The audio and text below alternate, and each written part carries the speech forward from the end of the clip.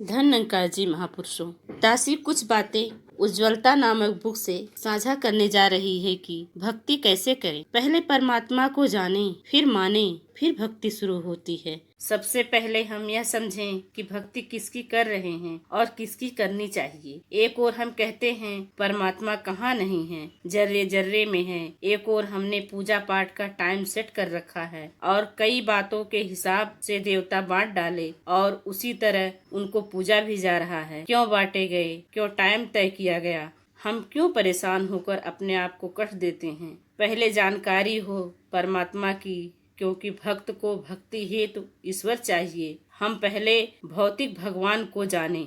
भगवान का मतलब क्या होता है। भ मतलब भूमि, ग मतलब गगन, व मतलब वायु, अ मतलब अग्नि और न मतलब नीर। इन सब का मालिक कौन है, इन्हें ताकत देने वाला कौन है। आध्यात्मिक भगवान जिसे परमात्मा सच्चिदानंद, सत प्लस चित प्लस आनंद कहते हैं। इसे भजो, इसकी भक्ति करो, इसे गॉड कहा है। यहाँ गॉड का फुल फॉर्म है। G means generator, O means operator, D mean destroyer, जिसमें क्षमता है पैदा करने की, चलाने की, खत्म करने की। वही पूजनीय है।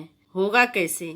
पहले इसे सतगुरु द्वारा सतगुरु के ज्ञान की नजर से जाने व समझें। यह परम सत्ता दिखाई व सुनाई देती है। इसी से हमें भक्ति की विधि का पता चलता है। भक्त ईश्वर की प्रति प्रेम की अनुभूति छलकने को कहा है। अब जरा विचार करें, हम प्रेम करें किससे, जिस ईश्वर को हमने देखा ही नहीं, उससे कैसा प्रेम। इसे गोस्वामी जी इस तरह समझा गए। जान बिन न होए परतीति, बिन परतीति होई नहीं प्रीति, प्रीत बिना नहीं भक्ति दृढ़ाई, ज्यों खगेश जल के चिकनाई। और अवतार वाणी में भी कहा गया है, बिन देखे यह मन नहीं माने, बिन मन माने प्यार नहीं, प्यार बिना ना भक्ति हो, बिन भक्ति नैया पार नहीं। यानी बिन जाने प्रेम नहीं होगा और बिना प्रेम भक्ति पूर्ण नहीं हो सकती। God is love and love is God.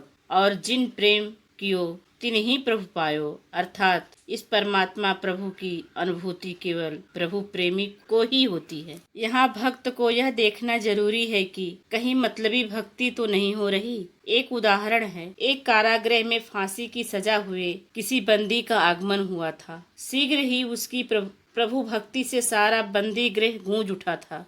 भोर के पूर्व ही उसकी पूजा और प्रार्थना प्रारंभ हो जाती थी। प्रभु के प्रति उसका प्रेम असीम था। प्रार्थना के साथ ही साथ उसकी आंखों से आंसुओं की अविरल धारा बहती रहती थी। कारागृह अधिपति और अन्य अधिकारी भी उसका समादर करने लगे थे। उसके प्रभु स्मरण का क्रम तो करीब करीब दिन रात ही चलता था। उठते बैठते चलते उसके ओंठ राम का नाम लेते रहते थे। हाथ में माला के गुरिये घूमते रहते थे। उसकी चादर पर भी राम ही राम लिखा हुआ था। कारागृह अधिपति जब भी निरीक्षण को आते थे तभी उसे साधना में लीन पाते थे। लेकिन एक दिन जब वे आए तो उन्होंने पाया कि काफी दिन चढ़ाया और वह बंदी निश्चिंत सोया हुआ है। उसकी राम नाम की चादर और माला भी उपेक्षित सी एक कोने में पड़ी है। अधिपति ने सोचा शायद स्वास्थ्य ठीक नहीं है, किंतु अन्य बंदियों से पूछने पर ज्ञात हुआ कि स्वास्थ्य तो ठीक है, लेकिन प्रभु स्मरण कल संध्या से ही ना मालूम क्यों बंद है। अधिपति ने कैदी को उठाया और पूछा, देर हुई, ब्रह्म मुहूर्त निकल गया, क्या आज भोर की पूजा प्रार्थना नहीं करनी है। वह बंदी बोला, पूजा प्रार्थना, अब कैसी पूजा और कैसी प्रार्थना। घर से कल ही पत्र मिला है कि फांसी की सजा 7 वर्ष के कारावास में परिणित हो गई है।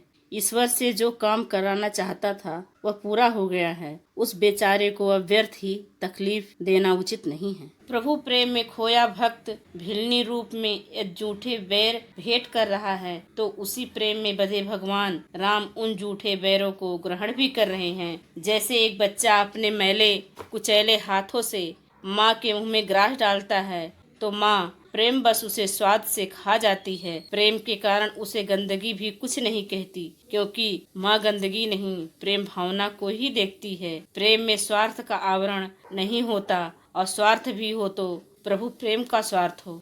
धन्यकार जी।